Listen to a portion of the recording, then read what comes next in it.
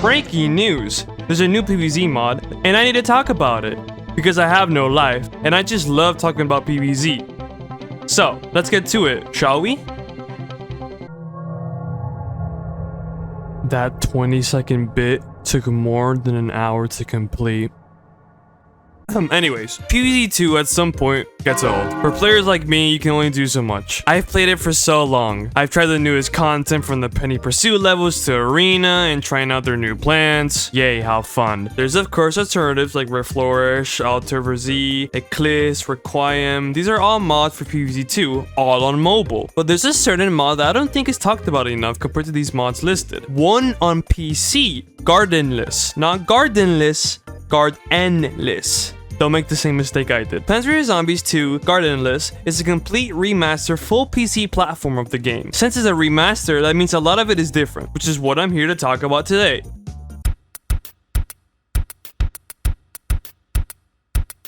So these are all features and additions that I can't necessarily categorize. Just little details that aren't in PVZ 2 that I think makes Gardendless a wonderful fan game. At least personally. I'm gonna say this now. The game is not finished yet, and you'll see what I mean in some instances where certain things are not done yet. Especially worlds. So first of all, the game takes advantage of the fact that it's a PC game now. It has keybinds in the game. For example, you can place plants using the numbers on your keyboard, letters, depending on where the plant is in your seed selection. Or you can give a plant food by clicking your scroller. There are many other instances.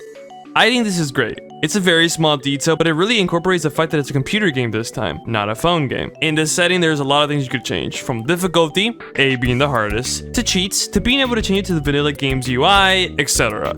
I wish the original game had some variation like this, but these are just the settings. I shouldn't be glazing them so much. There's also an online version of this game. You can play it on the website if you can't download it, which is awesome. I tried the web version for a little, and it runs just as well as the game when installed. A part of me considered just playing the game on the site, but I prefer having it saved on my PC. Gameplay wise, there are some little additions. There are extra animations of plants, like when they get eaten or once you beat the level they celebrate sometimes. It's so cute. There are also different variations of levels. You don't get extra rewards or anything, they're kinda just there. I've played all of them and they're kinda just a different version of the level. It's very fun. There's also something called epic quests. When you beat certain extra levels, it unlocks a portal. This is where you can unlock certain plants. I'll get to that in the plant section.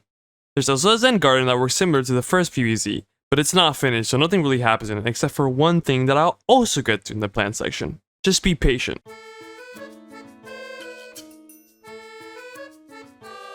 There are 158 plants in Gardendless, with 17 being new or reworks.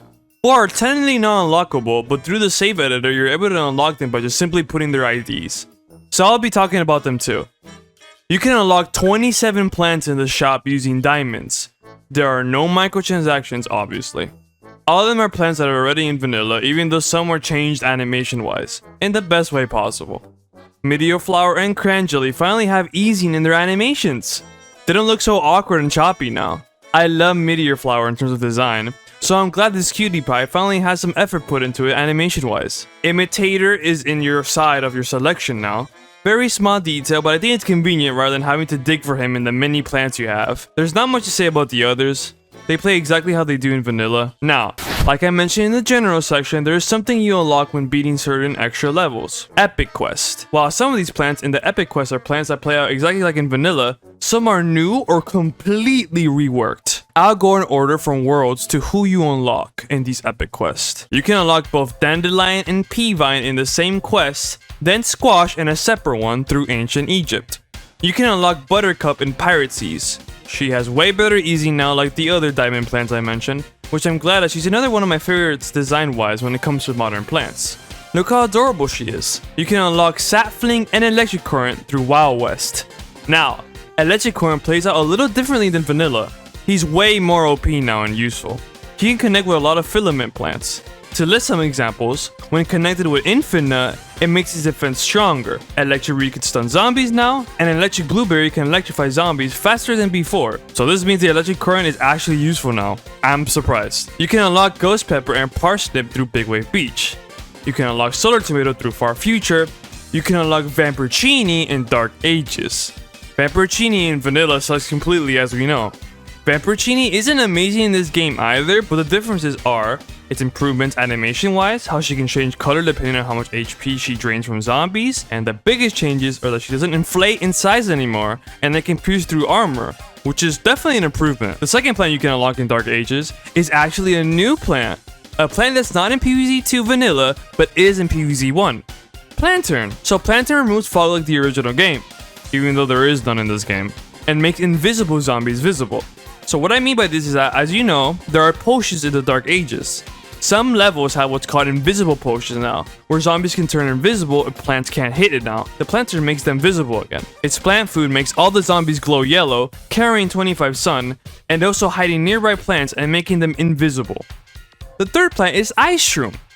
Ice Shroom isn't like vanilla Ice Shroom at all. It's a complete rework from design to mechanics. Ice Shroom, in my opinion, is overpowered. He stays on the lawn and still boosts Winterman plants, but he doesn't hit zombies with ice shards now. Now, when you click him, he freezes all the zombies in the lawn and falls asleep for a little bit. Once it wakes up, you can do it again. He costs 300 sun now, and as you can see, he's a completely different plant from the original game design-wise as well. Fourth is another rework of a PVZ 2 plant, a new one, Doom Shroom. First of all, I'm glad he looks cool now. I hated how they make him look so shriveled, curved, and weird looking in vanilla. He just works exactly like his first game counterpart. The difference is costing 225 sun rather than 125 now. I love Doom Shroom. You can unlock Sweet Potato and Hot Potato both in the same quest in Frostbite Caves. There's Gatling Pea, Mega Gatling Pea, and Torchwood as well. So, Gatling Pea is obviously from the first game, but its design comes from the Chinese version of PVZ 2. Gardendless does have a lot of inspiration from the Chinese version, including the 2 new worlds I'll speak about later. Gatling Pea is just like the first game where he shoots 4 peas at a shorter shooting range than Mega Gatling Pea. Mega Gatling Pea working exactly like vanilla PVZ 2. You can unlock Straw Burst through Neon Mixtape Tour, then Blooming Heart. Blooming Heart isn't like vanilla. Her lob projectiles lower zombie defense now, rather than lobbing projectiles that increase in damage. Then, in modern day, you unlock another plant that's in PVZ 1, but not in vanilla PVZ 2. Umbrella Leaf. Umbrella Leaf is tremendously useful in this game. It knocks any flying zombie or falling threat. Using it with Spring Bean or Charred Guard is a perfect combo. Octopus zombies, Pride zombies, cannon imps, not a problem anymore. Then you unlock Golden Bloom in modern day. And finally, Gloom Shroom. He works similarly to his PVZ 1 counterpart, but now he's a shadow plant.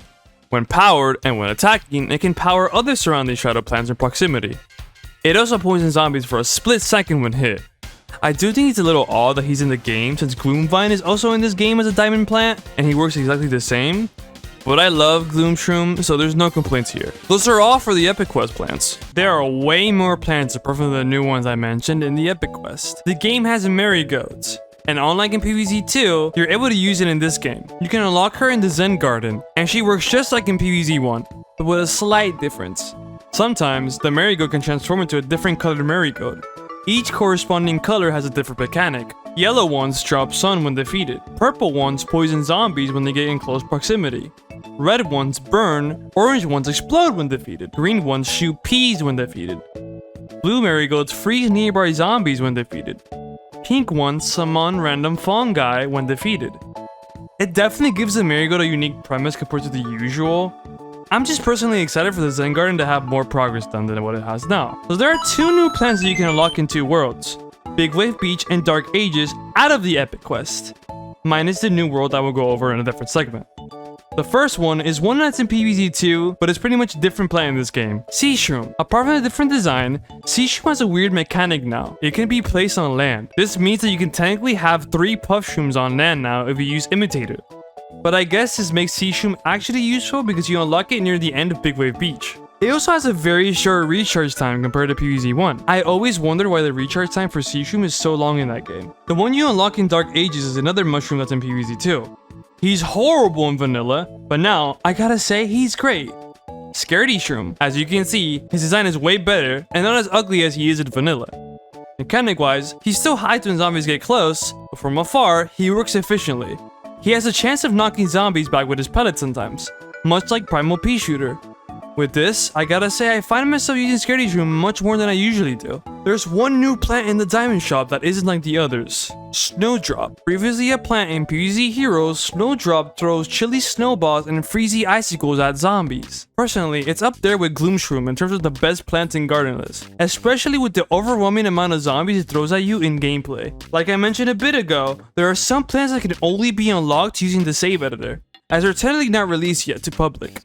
Sky Shooter, Moonbeam, and Floater Pot are 3 of these out of the 4. These 3, I believe, are all for Sky City, an upcoming world for Gardendless that is derived from the Chinese version of vanilla PVZ 2. Sky Shooter is a 150 sun pea shooter that can float in the ocean or the sky for the inevitable world that's gonna come. The only difference from a normal pea shooter is the extra 50 sun and that I can shoot a little faster than the first one. The Moonbeam is a little strange. When eaten, it summons a sun bomb, like in Far Future, which can explode zombies if it's clicked when purple, or you can just collect 50 sun when it's chomped. It's definitely unique, that's for sure. I can't wait to see Sky City. I know it's a little hard to implement it, as it's very different than a usual world. Zombies will no longer rush to the player's house, and will rather attack Crazy Dave's ship until it's completely destroyed. In Reflores, Sky City cannot be added due to coding difficulties, so I'm curious to see how Gardendless handles it. I am assuming it will be very different from the Chinese version, but I guess we'll just wait and see. I've yapped enough about plants. Now it's time to talk about the undead. There's not many new zombies compared to plants. Of course, there's gonna be more plants than zombies, but I wish there was more variation. A lot of these new zombies are in other versions of modded PVZ 2, but that's because a lot of them are zombies from vanilla that never came to be. Big Wave Beach, Frostbite Caves, Dark Ages, they were meant to get expansions just like other worlds like Far Future, and since expansions weren't well received, this was scrapped along with zombies that were meant to be implemented into these expanded levels. So let's start. For Pirate Seas, we have a Barrowhead zombie. This is the only new zombie out of Pirate Seas. It's just a tough zombie. For Big Wave Beach, we have the Crabhead zombie. I really like its design. It's mostly just a tougher Buckethead zombie. Nothing really unique apart from that. The next one is the Motor Surfer zombie. It's pretty much a normal surfer zombie but with a very flighty speed. A little fun fact is that its engine can be burnt by the EM Peach, which I thought was kind of cool. In Dark Ages, there's a turret-headed zombie, just has more toughness than a knight zombie. An Arthur King zombie who can helm any zombie into a knight, unlike Zombie King, and a Master Enchanter zombie. If it's not obvious, it's a faster wizard zombie. For Frostbite Caves, we have a Mammoth-headed zombie. I love Mammoth, so it's a welcoming entry. Just hard toughness, much like Crabhead and turret-headed zombie. Then we have the Hunter Leader zombie. Unlike Hunter Zombie that throws snowballs at range, the Hunter Leader Zombie throws snowballs towards its farthest target. These are all for the expansion zombies. I think it's good that they added scrapped content. I wonder if they'll add others like the Beat, Tactical Cube, Icy Current, or for the zombies, Cleopatra Zombie, Barrel Zombie, or even Veteran All-Star Zombie. I wish there was more to say about them, though that's it for now.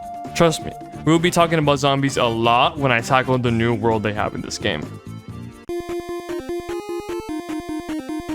I always love when PVZ mods implement new features. For example, many PVZ 1 mods like the PVZ Community DLC Edition mod, please check it out, it's very good, have extra minigames like others on botany levels or extra bosses. Or how PVZ 2 Reflourish has those assault airspace levels. I know I mentioned before that Reflourish doesn't want to do Sky City, but these are just little April Fool's level jokes. Gardendless has the arcade section. I believe it's a work in progress since a lot of them aren't really mini games in the first place, and you'll see what I mean. So there are 2 debug levels. These are the ones that I'm talking about that aren't really mini games. I don't really know why it's here, but it's mostly an easy way to unlock a world key, and the second one is a sandbox. It's a level where you can control whatever you want in it. You can spawn any zombie you want, plant any plant you want, change the map, etc. Then there's a rhythm level. I think this has a lot of potential. It's pretty creative and not something I've seen before in these PVZ mods. I do think it's most likely a work in progress, as there's not much to it. It's not the best rhythm game gameplay you've ever seen, that's for sure. But I give it brownie points for being unique. There are 3 flower pot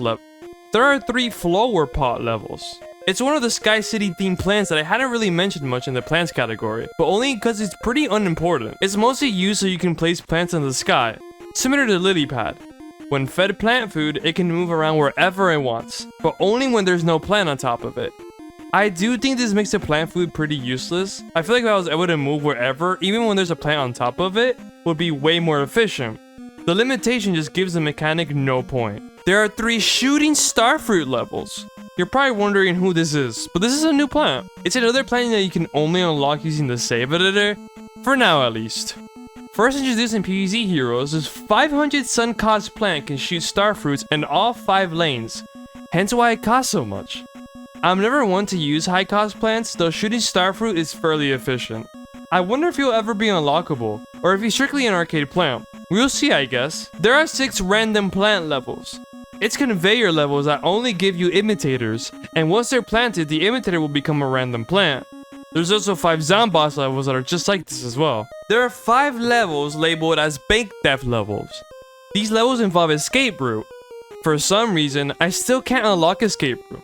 It's in the almanac, and it's not unlockable, so I don't know. Yeah, these levels just involve switching plants into certain lanes with the escape route since you have a limited amount of plants to use. There's big gold levels. Not much to say about them, it's in the name. That's really it for the arcade games. I honestly wish there was more, but I can't be too spoiled.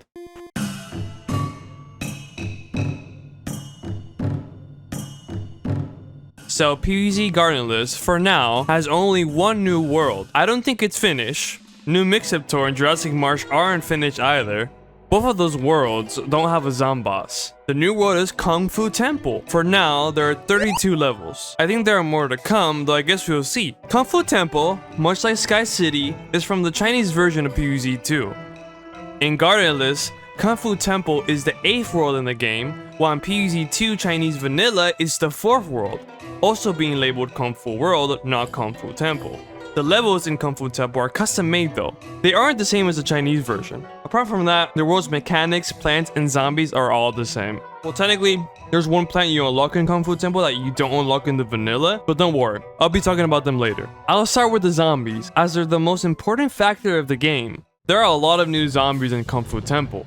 Starting with a whole new mechanic starting from day 2, weapon stands. They carry flags, torches, bombs, nunchakus, and helmets. If a zombie steps onto one, they will obtain the item on the stand and transform to another zombie depending on what's on the weapon stand. What does each weapon stand do? The torch will transform a zombie to an expeditionist zombie. Introduced in day 2, it's pretty much the same as an explorer zombie. It holds a torch that can instantly destroy your plants. The hammer will transform a zombie into a hammer zombie. Introduced in day 3, much like the jester zombie, when a projectile is hit, the zombie will rotate the hammer around and return the projectile straight ahead. Introduced in day 7, the bomb transforms a zombie into a bomb zombie. The bomb ignites on contact and explodes, dealing deadly damage to all plants in the area. He's so annoying.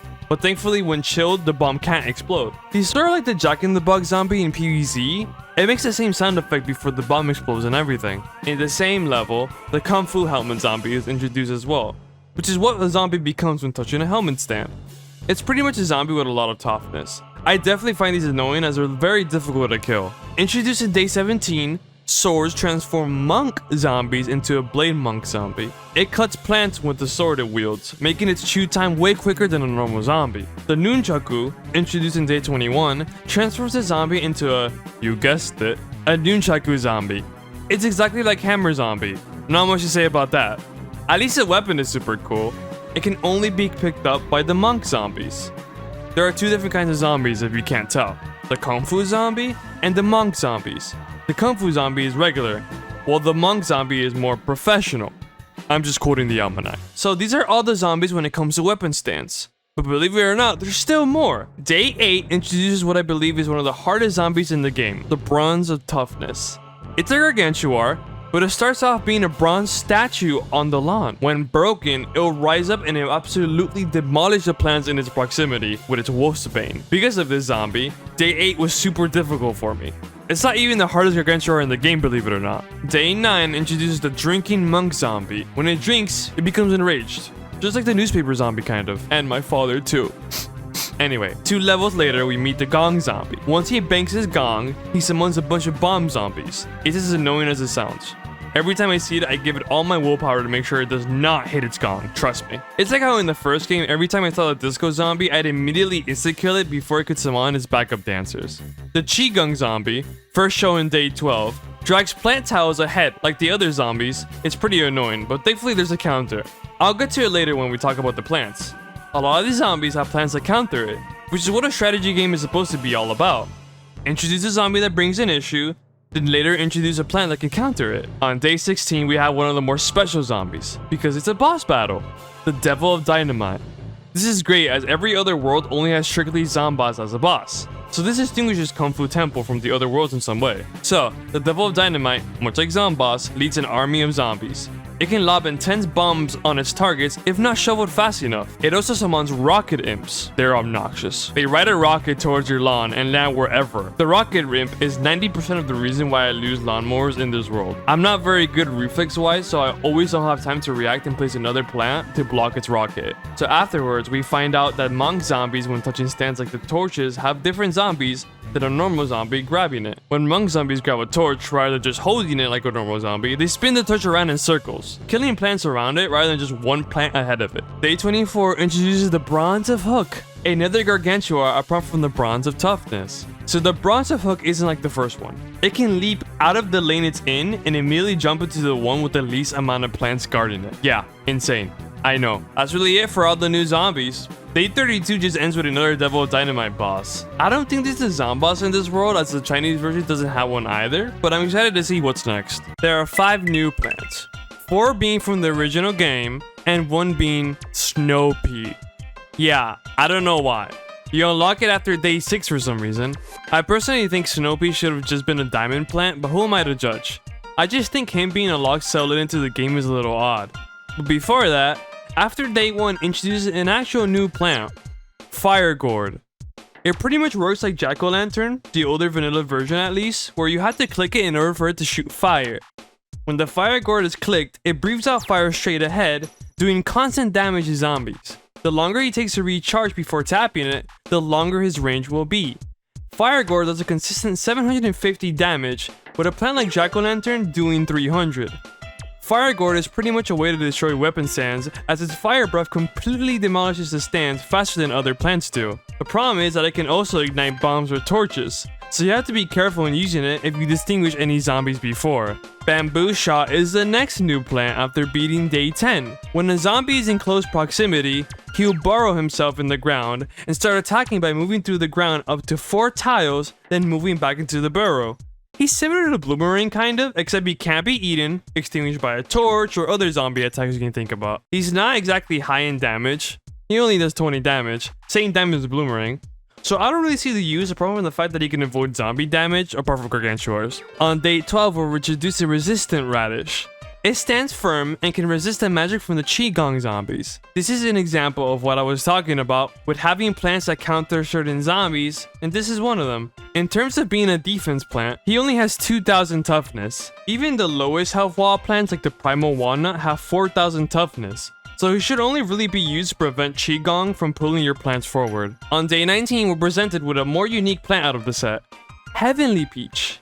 It can heal all surrounding plants in a 3x3 range. It's pretty much a better aloe, since aloe is restricted to his neighboring plants. The Heavenly Peach creates a healing aura around the plants, lasting for 5 seconds. I wonder if this means aloe won't be a plant at all in Gardendless.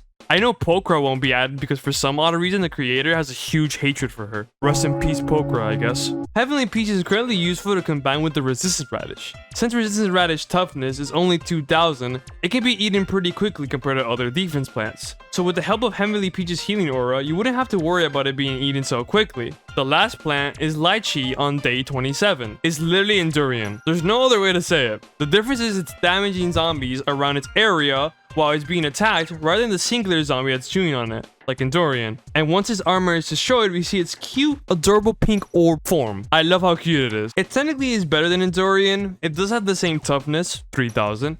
But Endurian stab damage only does 10 per 0.5 interval, with Lychee's doing an extra 10. 20 in total. These are all the plants in Kung Fu Temple. These are also the only plants in the Chinese version, minus Snow Pea. So I'm gonna assume these are the only plants we will see for this world. I wish there were epic quests as it'd make it consistent with the other worlds, though I suppose it's an exception as first of all, it's a new world, and second of all, worlds like Lost City doesn't have epic quests either. But that's really it. You know, there's a full team in Gardendless, which is why I left the controversy for the end. I can't exactly ignore it either. Before that, I would like to credit the team working on the game. The artists, Sophine and Loquat Ceres, LMYY, the server and website manager, and Paul, The level designer. I have to say, Paul's level design isn't exactly perfect. A problem Gardendless has is its abundance of zombies in certain levels, especially the expansions. But he still deserves credit where it's due. So what exactly is the controversy? A lot of things really. To start off, the creator of Gardendless is known to be pretty aggressive when it comes to criticism. There's a lot of times where he's gotten into fights with some users on Discord for small issues like this. It's gotten pretty bad to the point where he encouraged doxing and harassment, allegedly against Newspaper Zombie. A Plants vs Zombies 2 artist. I don't know the exact details, but supposedly Newspaper Zombie claimed Garden has stolen his HD assets. Because of this, newspapers went on strike and hadn't uploaded any HD assets. So Finn confirmed none of the assets were stolen.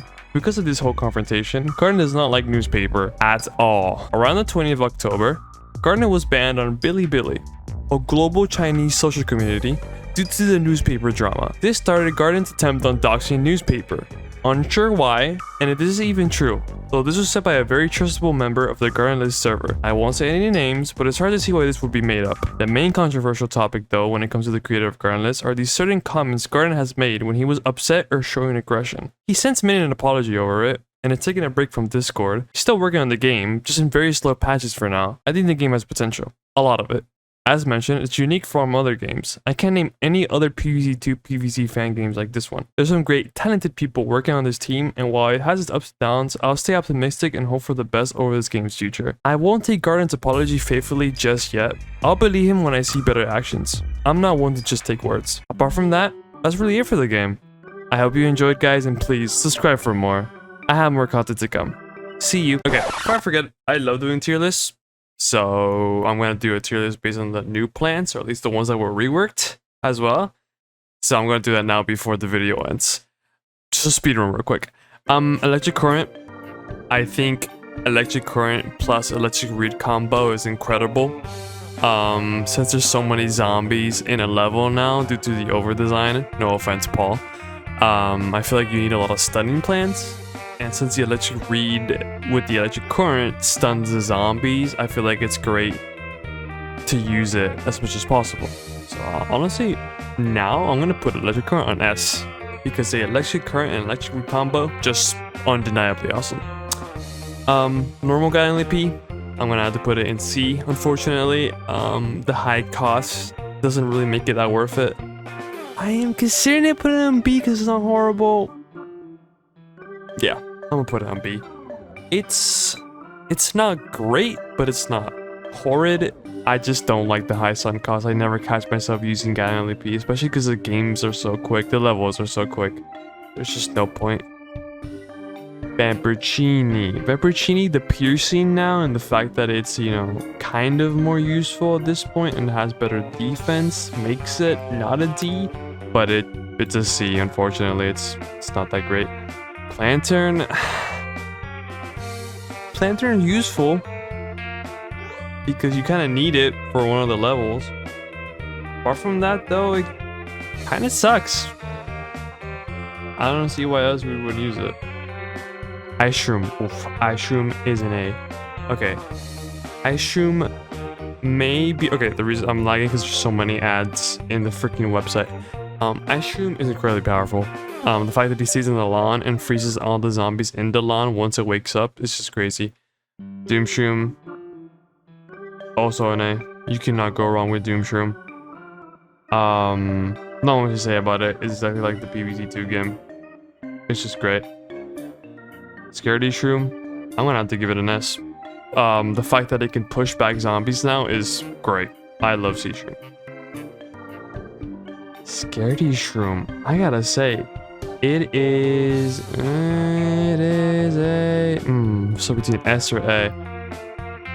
I'm gonna say it's an S. It's literally another free puff shroom, and it takes not too long to disappear. I'm surprised they changed up the sea shroom to be able to stay in the lawn now. Yeah. Okay. Umbrella Leaf is actually useful now. And not only that, but Spring Bean is useful too, and Chart Guard is extra useful. It's already incredibly useful, but now it's extra useful. So I'm gonna put Umbrella Leaf in A. I love Umbrella Leaf. Oh my god, Fume Shroom? S. Going S. There's no doubt about it. It's the same as Gangly P, I just don't like the high sun costs. Literally don't know what to do with Floor, but for now he's going on D. Same with Sky Shooter. She's fine. She's worse with Peppercini though. She does not deserve to be with Peppercini. Whatever. Fire Gourd is good. Fire Gourd is good. I don't really like interacting plants. The fact that you have to tap it. I don't catch myself using Banana Launcher or Jack O' Lantern doesn't need to be tapped anymore. Banana Launcher or Coconut Cannon only because first of all the sun cost, but also because I just don't like tapping. I have so many things to concentrate on. I don't want to concentrate on that. So Red, I mean, it's the same as Planturn. It does what it needs to do, but the toughness is way too little. It's not good. Bamboo Shot, I think, is good, but again, it does the same damage as Boomerang, so whatever. Heavenly Peach, we're gonna have to put in an A. Heavenly Peach, the fact that I can see. You know what? I'm putting an S. Heavenly Peach is great. Lychee's fine. Lychee's pretty good. But yeah, guys, I was just trying to be silly and, you know, rate the plants real quick. Yeah, that's really it, guys. Okay, now the video can actually end.